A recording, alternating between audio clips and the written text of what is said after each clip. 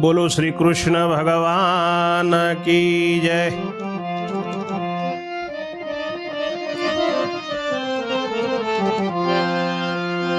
महाभारतनी कथा सांभळनार सर्वे श्रोताओने मारा शंकरपुरीना ओम नमो नारायण। मित्रों, श्रोताजनो आपणे 38મું કડવું સાંભળ્યું છે। હવે 39મા કડવાની વાત કરીએ।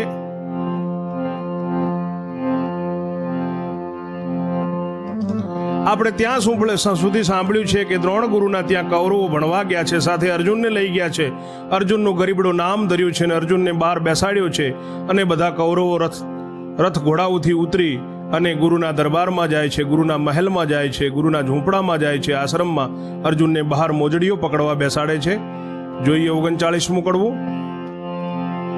ત્યાં સુધી આપ સૌને જો આ અમારી યુટ્યુબ ચેનલ જોઈ સાંભળીને આનંદ આવતો હોય તો બધા મિત્રો આપના સગા સંબંધી સ્વજનોને શેર કરજો અને આ પુરાણોમાંથી સર્વશ્રેષ્ઠ પુરાણ મહાભારત 16 પુરાણોમાંનું એક છે, તો એ જરૂર સાંભળશો। વૈષમ પાએ એણી પેર બોલ્યા સુણ જન્મે જય રાય, વિસ્તારી તુજને સંભળાવું આદ પર્વ મહિમાય। અર્જુન બેઠો ઓટલાયું પર પળી પલુઠી રાખી, દુર્યોધને ધામમાં જાતા મોજડી ખોળામાં નાખી।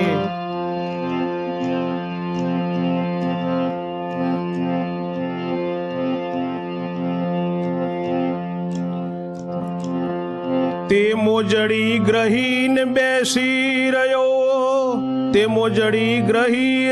બેસી કુંતાજીનો તના, ગયા સૌ દૃષ્ટો માળયું પર ગુરુ તણે ભવના।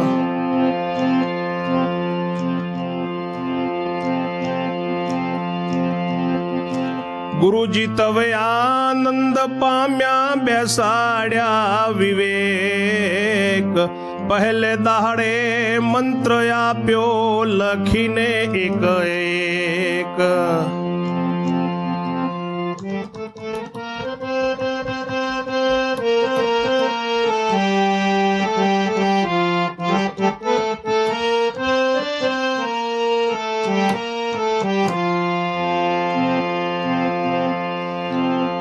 દુર્યોધને ગુરુના ધામમાં જતા અર્જુનના ખોળામાં મોજડી નાખી છે। તે મોજડી પકડી અને કુંતાજીનો પુત્ર અર્જુન બેઠો છે।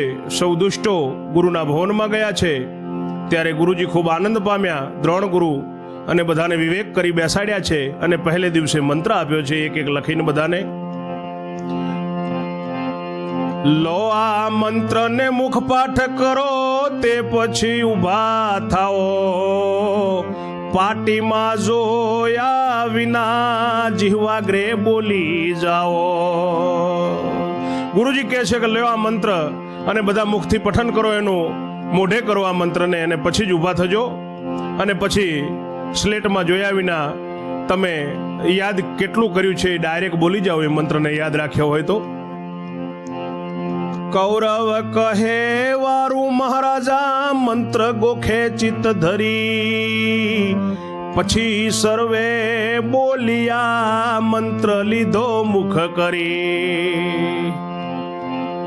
ગુરુ કહે મૂકો પાટી હેઠી સર્વે ઊભા થાઓ, લખેલો મંત્ર જોયા વિના તમે મોઢેથી બોલી જાઓ।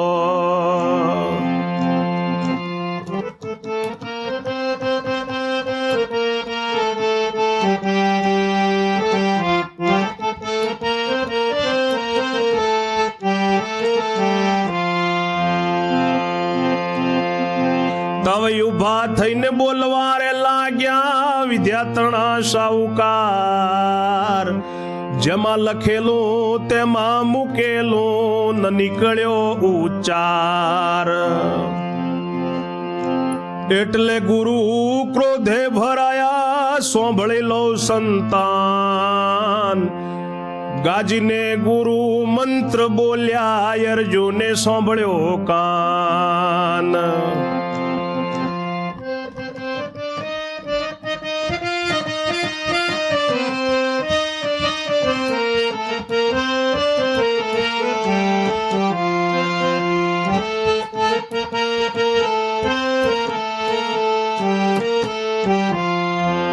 ત્યારે બધાએ કહ્યું કે મોઢે થઈ ગયો. ત્યારે ગુરુ બોલ્યા છે કે ચલો તો પાટીઓ સ્લેટ હેઠી મૂકો અને બધા મોઢાથી બોલો.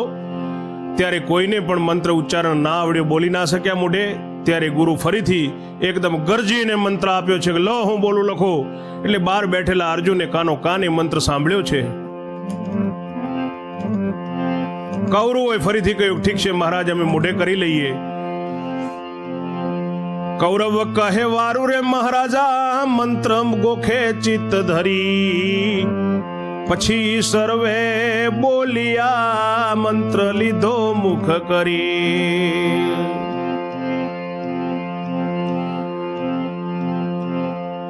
તોય કૌરવો બોલી ના શક્યા મંત્ર. અર્જુને બહાર બેઠા કાનો કાન સાંભળ્યો છે અને અર્જુન મંત્રને મોઢે કરી લે છે. કૌરવ કહે આવડ્યો રે મહારાજા, કાલે લઈશું જોર. એમ કહી સૌ સૌકાર ઉઠ્યા, અર્જુન એકલો ચોર. ઉતર્યો દુર્યોધન આગળ, પૂંઠે રહ્યા સૌ આવી. અર્જુને ઉઠી છત્રપતિને મોજડીઓ પહેરાવી.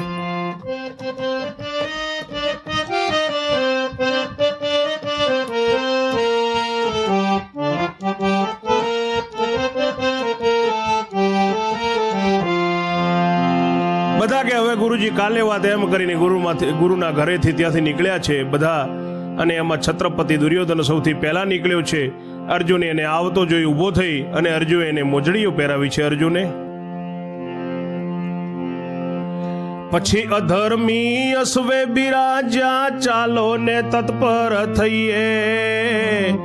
દોડ ગરીબડા આગળ, તું તો બાગમાં રમવા જઈએ. બધા ધર્મીઓ ઘોડા ઉપર બેઠા છે ને અર્જુનને કહે છે કે હે ગરીબડા, તું આગળ દોડ, આપણે બાગમાં રમવા જઈએ. અર્જુન આગળ ચાલ્યો દોડતો, મંત્ર ગોખતો જાય. કાકાના સૂતને સેવા કરી, તે દોડાવે નથી દયાએ. અર્જુન આગળ દોડતો દોડતો ચાલ્યો છે, મંત્ર મોઢામાં ગોખતો જાય છે. સગા કાકાનો પુત્ર છે પણ તોય આ દુષ્ટ દુર્યોધન એને દોડાવે છે અને મનમાં દયા નથી. ઋષિ કહે છે જેના તાતનું રે રાજ્ય ભોગવે, તેનો રે નહીં વિચાર. એ લક્ષણ છે ભૂંડું થવાનું, રૂઠવાનો કીર્તાર.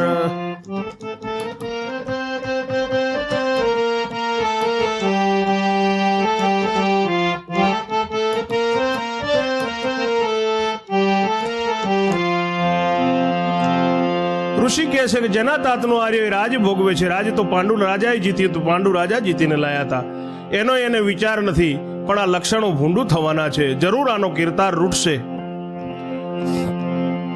ઘોડા ખેલાવતા બાગમાં આવ્યા, રમતનો કર્યો ધંધ. ભીમતણા ભય થકી કીધા, બે દરવાજા બંધ. પછી કર્ણે પુષ્પ તણો, ત્યાં દડો બનાવ્યો એક. સ્વબળજો સૌ રીતિ રમતની, ઉછાળું દડો એક. બગીચામાં આયા છે બધા અને ત્યાં એમને ભીમનો ભય, ભીમનો ડર છે કે ભીમ બગીચામાં આવી જશે, એટલે એમને બાગના દરવાજા બંધ કર્યા છે. અને પછી કર્ણ ત્યાં એક ફૂલોનો દડો બનાવ્યો છે અને એને કહ્યું છે કે ભાઈ આ રમતની રીતિ હું બતાવું છું, તો તમે સાંભળજો. હું એક દડો ઉછાળું છું, તે ઝીલી લેજો, હાથ આવે તો પછી ગમે તેને મારો. જેને વાગે તે થાય ઘોડી સવાર બને મારનારો. એ દડો તમે પકડી લેજો અને ગમે એને મારજો. જેને એ દડો લાગે તે ઘોડી થાય અને એને મારનારો એની ઉપર સવાર થાય. તે પછી બીજા બાકી રહ્યા તે તમામ ટોળે થાય, ઘોડીની પીઠો થાપટ મારી સૌ ઝાડે ચડી જાય. એના પછી જે બીજા બાકીના જે બધા છે એ બધા ટોળું થાય અને ઘોડીની જે ઘોડી થયેલો માણસ હોય જે આ રમતની અંદર એની પીઠે બધા થાપટો મારે અને પછી બધા વૃક્ષ ઝાડ ઉપર ચડી જાય. સવાર થયેલો હોય તે પણ ગમે ત્યો નાસવું ધારે, ઘોડી થયેલો દડો પડેલો લઈને ચહાય ત્યાં મારે. અને પછી એ ઘોડી થયેલો જે માણસ હોય છે રમત રમનાર ખેલાડી એ દડો લઈને એને જેની ઉપર ઈચ્છા હોય ત્યાં મારે. ન મારે બે વૃક્ષ ઉપર યોંબલી રે પીપળી જે, તે પર ચડેલા ને મારે તો દાવ ન દે તે. ખાલી આ બે ઝાડ જે છે આંબલી ને પીપળી એ ઉપર ચડેલા ને મારે તો એને દાવ મળશે નહીં. બાકીના ને દડો મારે તે તો ઘોડી થાય, ઘોડી થયેલો કરે સવારી, ઘોડી થયેલો કરે સવારી એ રીતે રાખો ન્યાય. એવી રીતે એમને વાત કરી છે. દિવસમાં 3 દાવ લેવા ચોથો પડે જેને શીશ, તેને માથે રહેવા દેવો લેવો બીજે દીશ. સાંજ પડી જાય અને જેના ઉપર દાવ રહે એના ઉપર જ રહેવા દેવો, બીજે દિવસે પાછો ફરી એનાથી શરૂઆત કરવી.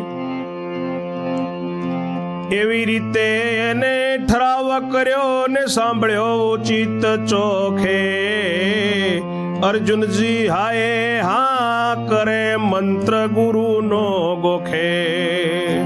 ભેગા અર્જુનને હાય હા કરે છે ને મોટે મંત્ર ગુરુનો ગોખે છે.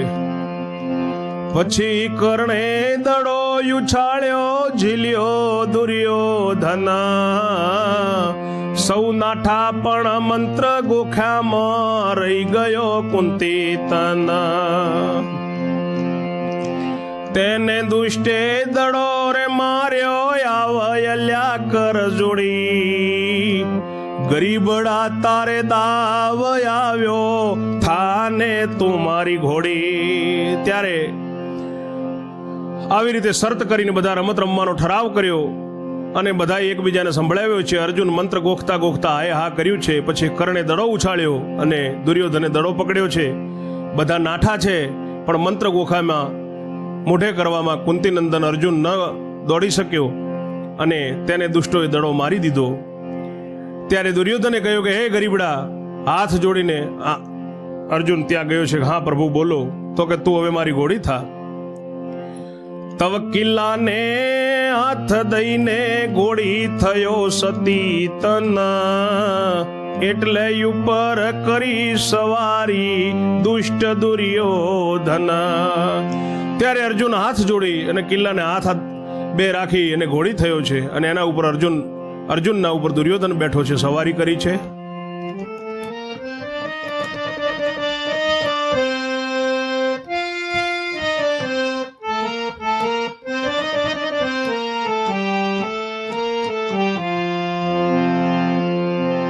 બાકી રહેલા બીજા બધા ત્યાંથી દોડ્યા છે. હવે અર્જુન ઘોડી થયો છે એટલે હવે અર્જુનને બધા થાપટ મારવા આવે છે.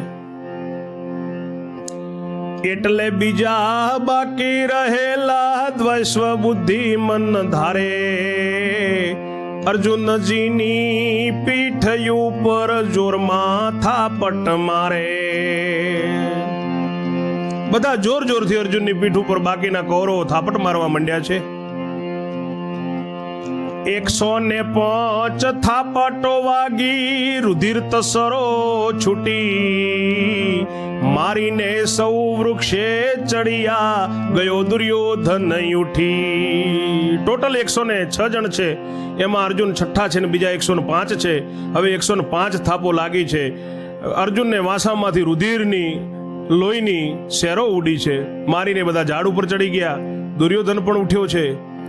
ઉતરી નાઠો તવય અર્જુને પહેલો દડો લીધો, તાકીને દુર્યોધન ઉપર દડો મારી દીધો. એટલે સર્વ વૃક્ષથી આવ્યા શકુની બોલ્યો એમ, છત્રપતિને દડો માર્યો તે દાવ બકાએ કેમ. દુર્યોધનને અર્જુને દડો માર્યો છે એટલે બધા ઝાડથી નીચે આવ્યા છે, અને શકુની બોલ્યો છે કે છત્રપતિને તમે દડો માર્યો છે એટલે એ દાવ નહીં ગણાય. અર્જુન કહે આ શું બોલો, કેવી રીતે ન્યાય માપું. શકુની કહે થાઉં છું ઘોડી, દાવ હું એનો આપું. શકુની કહે એની જગ્યાએ હું ઘોડી થઈ જઈશ, એનો દાવ હું આપીશ. એમ કહી એ થયો ઘોડી, અર્જુનને કરી સવારી.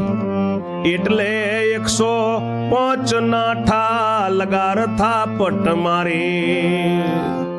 બીજાએ ખાલી શાસ્ત્ર કરીને લગાર થાપટ મારીને બીજા નાઠા છે. પછી અર્જુન ઉતરીને નાઠો મામા, પછી અર્જુન ઉતરીને નાઠો રીસ ધરી મામાએ ધાર્યો. કુંતી સૂતની પૂંઠે પડ્યો એને જ દડો માર્યો. જેવો અર્જુન ઉતરીને નાઠો એવો ને એવો શકુનીએ પાછો ફરીથી અર્જુનની પૂંઠમાં દડો માર્યો છે. આવ ગરીબડા થાતું ઘોડી, તવ થયો બીજી વાર. મનમાં ને મનમાં મંત્ર ગોખે, થયો શકુની સવાર. હવે અર્જુનની ઉપર શકુની સવાર થયો છે. એટલે સર્વે થાપટો મારી, નહીં દયાએ લગાર. એ રીતે અર્જુન પાસે દાવ લીધો 3 વાર.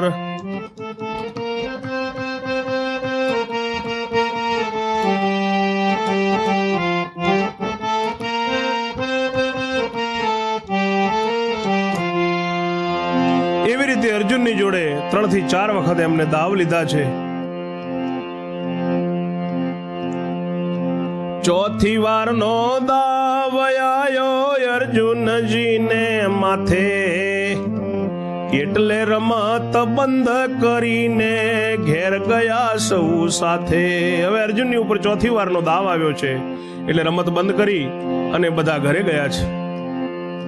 બીજે દિવસે દ્રોણ ને ધામે ભણવા ગયા સાર. અર્જુન મોજડી ઊંચકીને બેઠો છે દ્વાર બહાર. બીજે દિવસે ફરી દ્રોણના મુકામે ગુરુ આશ્રમમાં ભણવા ગયા છે અને ફરીથી અર્જુન એ બધાની મોજડીઓ ઊંચકી અને દરવાજાની બહાર બેઠો છે.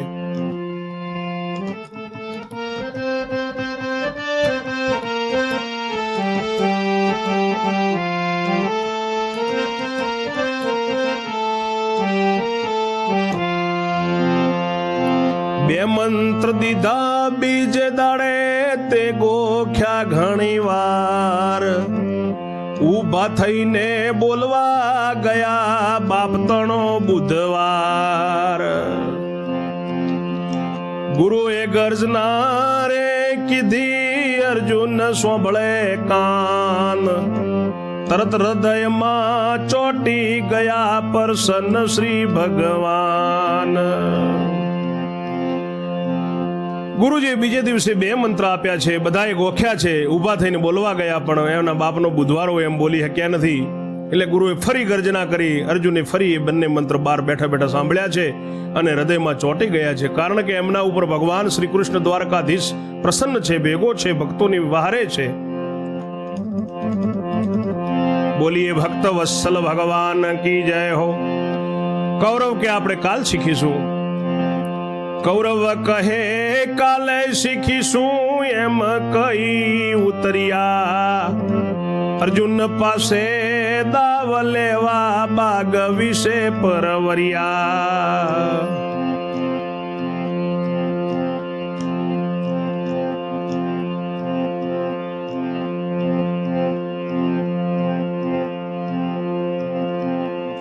અર્જુન ને શીશ દાવ રહેલો લીધો બીજે દાના એ રીતે નિત્ય રમે ને ભણે કુંતી તણો જે તના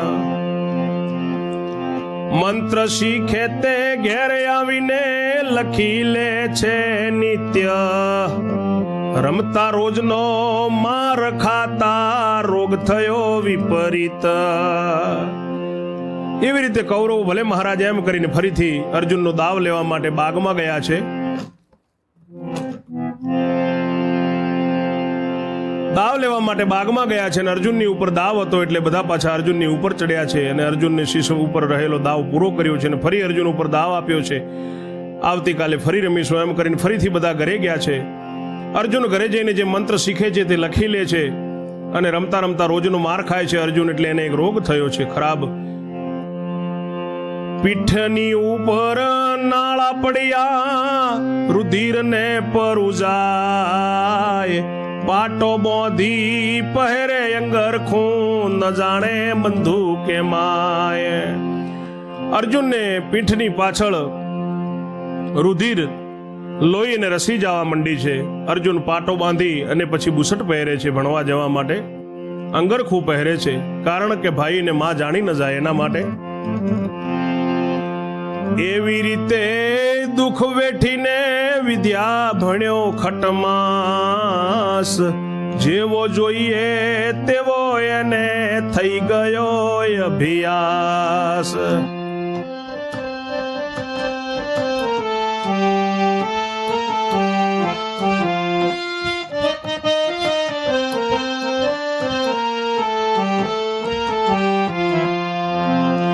કરતા કરતા 6 મહિના થયા છે અને અર્જુનને જેવો જોઈએ એવો અભ્યાસ થઈ ગયો છે. ઘેર કોઈ જાણે નહીં માટે સ્નાન કરે નિત્ય છાનું એવામાં એક દાડો રે નાવા બેઠો સૌને અજાણો.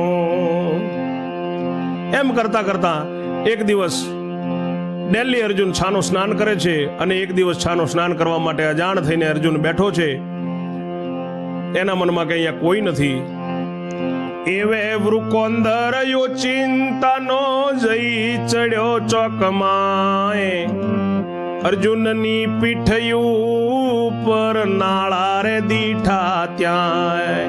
એવામાં ભીમ ઓચિંતાનો જય ચડ્યો અર્જુનની પીઠ ઉપર એને મોટા મોટા ઘા પડેલા દેખા, નાળાના નાળા દેખા, લીટાના લીટા દેખાણા. એટલે અર્જુનને જણાવ્યા વિના નીકળી ગયો એ બહાર. એકાંત બેસી વાયુ સૂતે મનમાં કર્યો વિચાર. અર્જુનજીને દુઃખ ઉપજ્યું છે રુધિર પરું ભરેલું થયું હોય તો વાત કરે પણ છે ઉત્પન્ન કરેલું. તે માટે નથી કહેતો રે કોને હું મારો સંદેહ ખોઉં. શું કરવાથી ઉત્પન્ન થયું આજ ચિકિત્સા જોઉં. એવું સમજી કાંઈ ન બોલ્યો નરી ઉઠ્યો કરી સ્નાન. વસ્ત્ર પહેરીને વિદ્યારે ભણવા ચાલ્યો થઈ સાવધાન.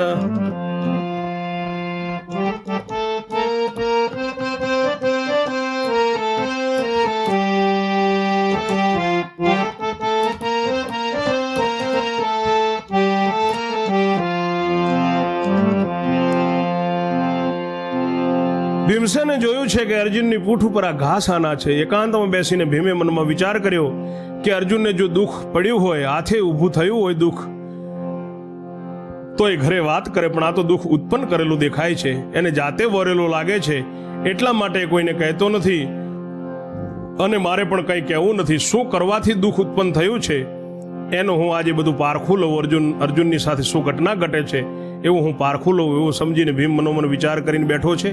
કાંઈ બોલ્યો નથી. અર્જુન નાહી રહ્યો છે, સ્નાન કરી અને વસ્ત્ર પહેરીને વિદ્યા ભણવા અર્જુન સાવધાન થઈને ચાલ્યો છે. અર્જુન ભણવા ચાલ્યો ને ભીમસેન પૂઠે જાય. વલ્લભ કહે કૌરવ તણી કરણી કેવી થાય. અર્જુન ભણવા જાય છે અને ભીમ હવે પાછળ જાય છે. હવે કૌરવોની શું હાલત થાય છે તે આપણે આગળ 40મા કડવામાં જોઈશું. ત્યાં સુધી મારા સર્વે શ્રોતાઓને મારી વાણીને હું વિરામ આપું છું અને સર્વેને જય શ્રી કૃષ્ણ. ઓમ નમો નારાયણ.